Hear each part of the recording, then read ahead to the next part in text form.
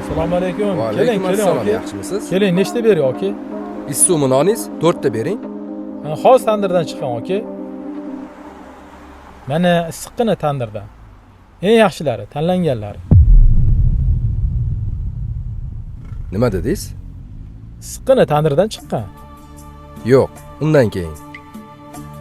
Yaxshilari, tanlanganlari.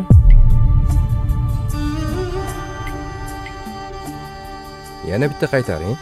Iltimos. Yaxshilari, tanlanganlari.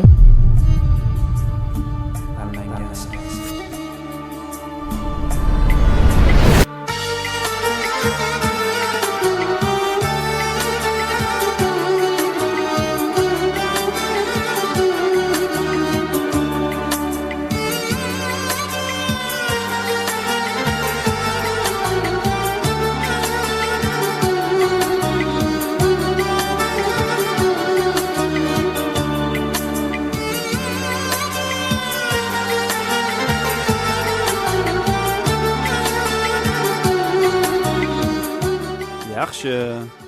Xo'p. Bo'ldi ana. Charchamadingmi? Yo'q. Yana bitta ishimiz qoldi. Hali 4 ta yaxshisi bor edi, olib qo'yganimiz. O'shani olginda Adolat opoqingga olib chiqib bergin. Dada, nimaga biz qorayganni o'zimizga olib yaxshilarini berib yuboramiz? Yaxshilarini o'zimizga olib qo'ysak bo'lmaydimi? Qara. Adolat opoqing bir o'zi yashaydi, to'g'rimi? Ular qarib qolgan. Kimdir qarab turish kerak edi. Xudoyim ularning rizqini biz orqali to'ldirib qo'ygandir. Aynan bizani sababchi qilib tanlagan bo'lsa-chi. Yaxshilik qilish uchun albatta boy bo'lish shart emas. Muhimi beminnat va eng yaxshisidan qilish. O'shanga har doim kimgadir yaxshilik qilmoqchi bo'lsang, eng yaxshisidan qilgin. Nega? Chunki sen tanlangansan. Xo'pmi? Xo'p.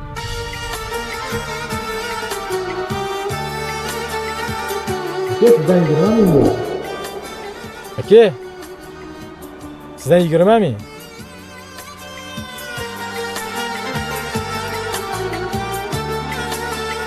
Rahmat aka. Har doim yaxshisidan. Chunki sen tanlangansan.